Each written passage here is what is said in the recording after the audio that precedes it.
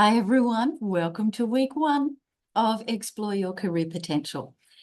I'm Karen and I'm so glad that I can be with you kind of in person at the end of this week. It's been an interrupted week because of Tropical Cyclone Alfred, but we're here, we're ready, and we're already cooking with gas. So thank you to everybody who's introduced themselves in the Student Cafe. If you haven't already, you are never too late to do that.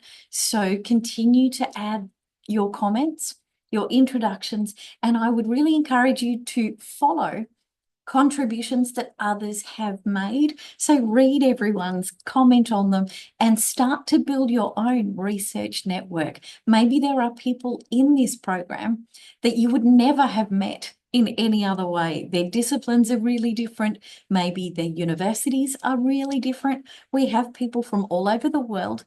We have people who are based in Sri Lanka and based in Fiji. We have Fiji National University, Paula, to you. And we have people from Australia, from JCU, at QUT, and lots of other places around the world.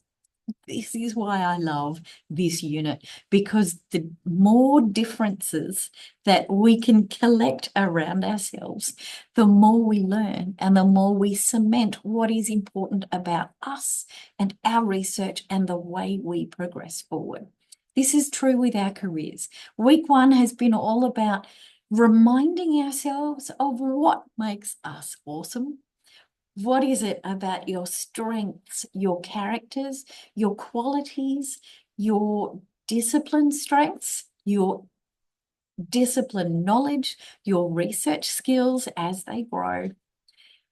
All of that combined with your previous identities, because we all came from somewhere, whether that's a job or a different career or a different institution, we've all had a journey so far. You never ever leave who you were behind when you start new. You always adding new flavors. But don't forget where you've come from, because the skills and the value that you add because of those experiences is often what makes your unique selling proposition really powerful. It's not just what you are currently researching, although the longer we're in research, the harder it is to dissociate from your identity with your research topic. But you are not your research topic. You are a combination of much more than that. Hopefully there's no surprises in some of the activities that have come up in this week. It's mostly about reminding ourselves about elements of us that are important, that we carry with us into our next workplace. Why do we need to do that before we start exploring what's out there, what's available in the employment landscape once our research is finished? Well, we need to know what our boundaries are. We need to know what our limitations are. That's from a preference perspective, from a value perspective, from a values perspective. Where do I want to work that's aligned with who I choose to be? But also, what are my physical limitations?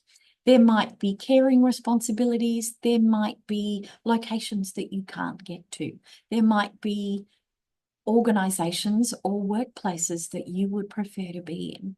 Unless you've really drilled down and understood that for yourself, where do you know where to look for your next opportunity? What are you willing to compromise on? What are you not willing to compromise on?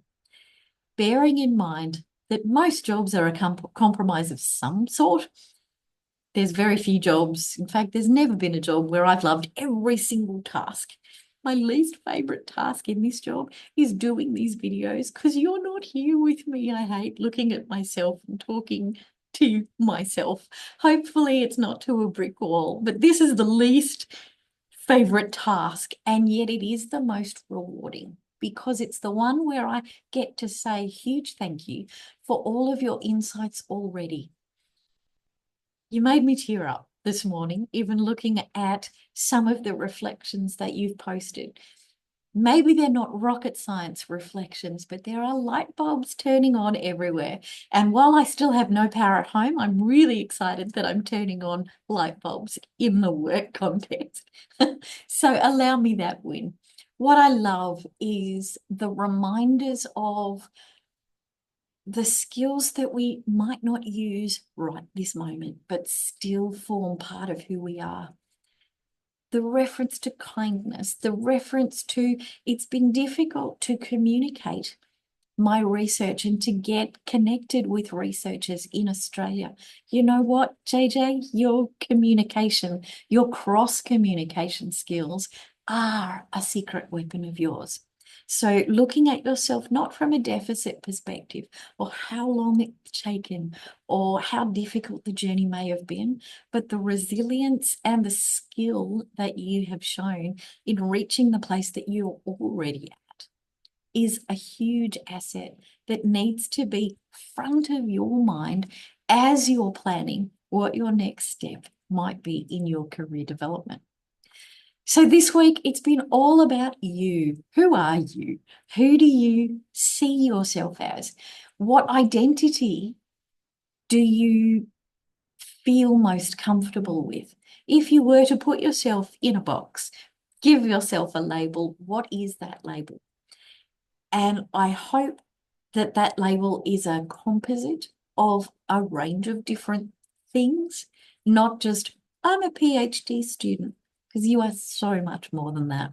That's a temporary identity, which is an important one, but it's very, very temporary.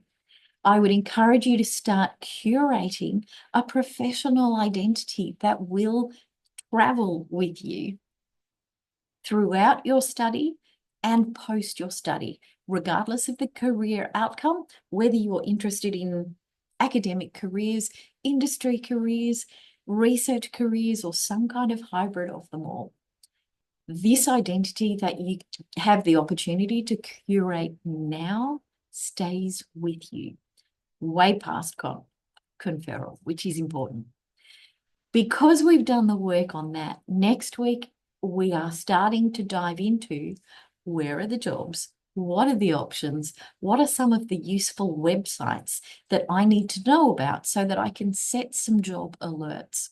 What I would recommend is during the course of next week, where there are websites that you'll see recommended, Times Higher Education, uni jobs will be one of them, set up some job alerts and let that do the work for you. Then once a month, maybe, unless you're at the very end of your program, in which case you might want to do it more often. But if you're early or in the middle of your program, set up a job alert for once a month so that it comes into your system once a month. You will find what roles are advertised during this month. Document the ones that are useful. Save the PDF. Document what the job is called, where it is located, and what the core tasks are, so that you remember what these jobs are called later on, and who is hiring, where they're hiring, and what they're hiring into. We can basically use that as a, if you plot it in an Excel document, you're good at documenting these research data points. So consider your own career one of the research data points that is really important for you to take notice of. Start to plot them in an Excel spreadsheet. Where are the jobs? What are they called? What would they do? And to what degree am I excited by it? Build your own like-it scale for that. And if you do that, if you track employment opportunities for the next 12 months, imagine how much more informed about the job market you will be by the time that your program is finished. This is one of those weeks where you get to think a bit more broadly about your employment opportunities. You get to start plotting them and you get to start connecting with different opportunities that you may not have considered. And it might be that something you've never even heard of turns into your dream role. But don't forget, at the moment, we're looking for not really your dream role. What you're looking for is, how do I find good opportunities that build my skills, build my experience, and grow who I am as a valued professional and as a valuable researcher. So each job needs to give you more than the one before. You might not be at dream job yet.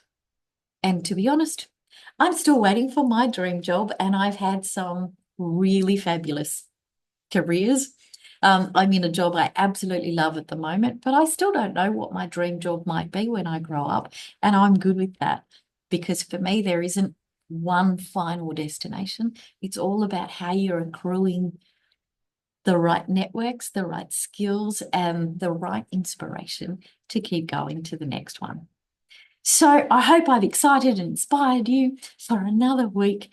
I will see you next Friday on video, and I will be seeing you and communicating with you every day in the discussions. I look forward to reading some more contributions. Have a great week, and I'll see you next Friday.